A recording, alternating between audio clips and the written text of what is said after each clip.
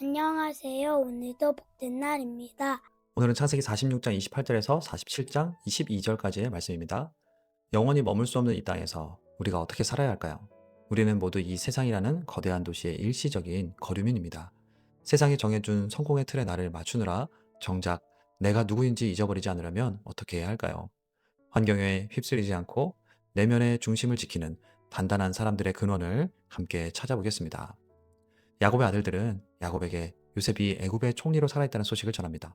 야곱은 요셉에게 가기 전 브엘세바에서 하나님 앞에 섭니다.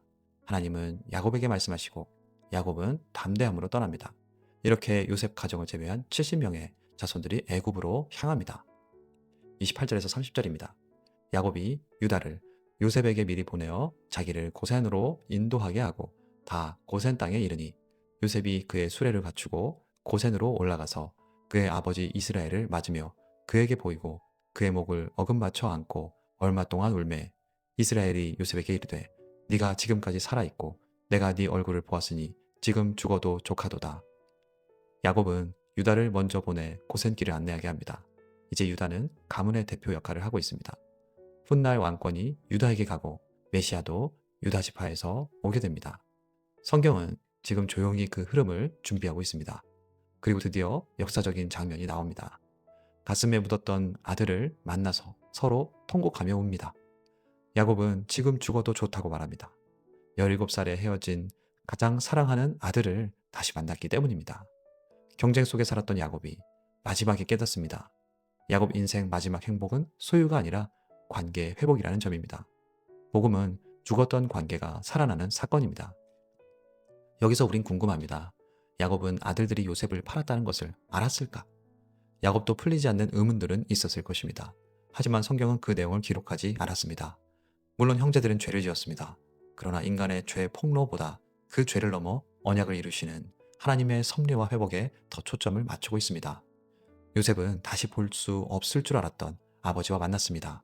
이제 요셉은 가족들에게 바로를 만나러 갈 일에 대해 말합니다. 31절에서 34절입니다. 요셉이 그의 형들과 아버지의 가족에게 이르되 내가 올라가서 바로에게 아뢰어 이르기를 가나안 땅에 있던 내 형들과 내 아버지의 가족이 내게로 왔는데 그들은 목자들이라 목축하는 사람들이므로 그들의 양과 소와 모든 소유를 이끌고 왔나이다 하리니 바로가 당신들을 불러서 너희의 직업이 무엇이냐 묻거든 당신들이 이르기를 주의 종들은 어렸을 때부터 지금까지 목축하는 자들이온데 우리와 우리 선조가 다 그러하니이다 하소서. 애굽 사람은 다 목축을 가증히 여기나니 당신들이 고센 땅에 살게 되리이다. 요셉은 형제들에게 전략적으로 말합니다. 당신들은 목축하는 자라고 말하라. 왜 이런 말을 합니까? 애굽 사람들은 목축업자를 가증히 여기다. 원어적 의미로 혐오스럽고 부정하다고 여겼기 때문입니다. 당시 애굽은 농경 중심 문명이었습니다. 반면 히브리인들은 유목 문화였습니다. 문화적 충돌이 존재했습니다. 그런데 요셉이 이것을 오히려 이용한다는 점입니다. 왜냐하면 고센 땅에서 따로 살게 되면 이스라엘 가족 정체성이 보존될 수 있기 때문입니다. 만약 애굽 중심부에 섞여 살았다면 어떻게 됐을까요? 동화되었을 가능성이 큽니다. 애굽 안에는 살지만 애굽 사람이 되지는 말라는 것입니다. 이어지는 47장 1절에서 6절까지 말씀입니다. 요셉이 바로에게 가서 고하여 이르되 내 아버지와 내 형들과 그들의 양과 소와 모든 소유가 가나안 땅에서 와서 고센 땅에 있나이다 하고 그의 형들 중 5명을 택하여 바로에게 보이니 바로가 요셉의 형들에게 묻되 너희 생업이 무엇이냐 그들이 바로에게 대답하되 종들은 목자이온데 우리와 선조가 다 그러하니이다 하고 그들이 또 바로에게 고하되 가나안 땅의 기근이 심하여 종들의 양떼를 칠 곳이 없기로 종들이 이곳에 거류하고자 왔사오니 원하건대 종들로 고센 땅에 살게 하소서. 바로가 요셉에게 말하여 이르되 네 아버지와 형들이 네게 왔은즉 애굽 땅이 네 앞에 있으니 땅의 좋은 곳에 네 아버지와 네 형들이 거주하게 하되 그들이 고센 땅에 거주하고 그들 중에 능력 있는 자가 있거든 그들로 내 가축을 관리하게 하라. 요셉의 5형제들은 이제 바로 앞에 섭니다. 형제들은 자신들을 거류민이라고 소개합니다. 잠시 머무는 나그네란 뜻입니다. 이것이 이스라엘의 정체성입니다. 그들은 가나안 땅에서도 여기서도 나그네입니다. 그런데 그런 가난 시골 목자들이 당시 세계 최강 제국 왕 앞에 서는 엄청난 장면입니다. 그리고 바로 왕은 그들에게 좋은 땅을 내어줍니다. 바로 하나님 은혜 때문입니다. 모세도 바로 앞에 섰고 다니엘도 왕 앞에 섰고 바울도 총독과 황제 앞에 섰습니다. 하나님은 어떤 권력 앞에서도 주의 일을 하십니다. 바로는 그들에게 고센 땅을 주고 자신의 가축도 관리하라고 말합니다. 이제 야곱이 바로 앞에 섭니다. 7절에서 10절입니다. 요셉이 자기 아버지 야곱을 인도하여 바로 앞에 서게 하니 야곱이 바로에게 축복하매 바로가 야곱에게 묻되 네 나이가 얼마냐? 야곱이 바로에게 아뢰되 내 나그네 길의 세월이 130년이니이다. 내 나이가 얼마 못되니 우리 조상의 나그네 길의 연조에 미치지 못하나 험악한 세월을 보내었나이다 하고 야곱이 바로에게 축복하고 그 앞에서 나오니라. 야곱은 바로 왕에게 축복합니다. 들어가며 축복하고 나오며 축복합니다.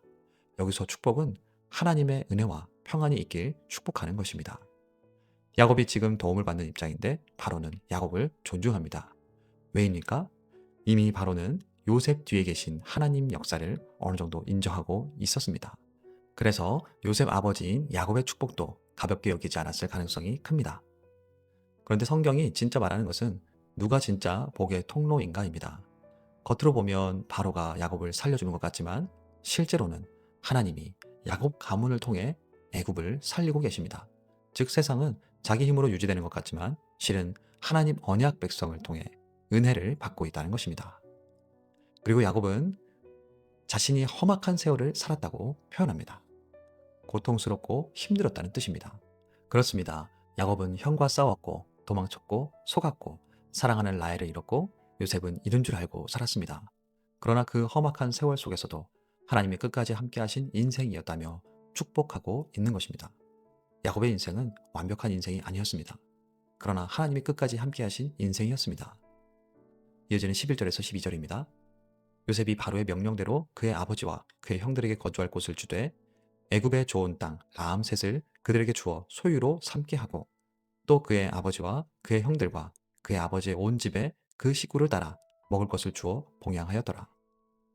마침내 요셉은 가족들을 고센이란 넓은 땅 그리고 그 안에 라암셋에 정착시킵니다. 그리고 요셉은 기근 속에서 가족의 생명을 살렸고 가족들을 먹이고 돌보고 책임집니다. 여기서 요셉은 자기 백성을 먹이시는 목자이신 예수님을 미리 보여주는 그림자로 드러납니다. 요한복음에서 말씀하십니다. 나는 생명의 떡이다. 예수님은 죄와 죽음 가운데 영원한 생명을 주십니다. 또 고센 땅은 중요한 상징입니다. 훗날 애굽 전체에 재앙이 임할 때도 고센에는 재앙이 없었습니다. 세상 가운데 살아도 하나님 백성은 하나님이 하나님의 손 안에 두십니다. 이렇게 하나님의 언약 공동체가 애굽 안으로 들어갑니다. 하나님은 자기 백성을 애굽으로 보내시고 거기서 민족으로 키우시고 훗날 구원해내십니다. 출애굽의 부대를 만드셨습니다. 그 일에 요셉은 중보자 역할을 합니다. 가족과 바로 사이를 연결하고 가족들을 먹이고 돌보고 책임집니다. 하나님은 1차 독자들인 가나안 입성을 앞둔 이스라엘에게 너희는 애굽에서 나온 백성이라 말씀합니다. 고센 땅에 따로 거하게 하신 이유도 애굽에 살지만 애굽 사람이 되지 않게 하신 것입니다.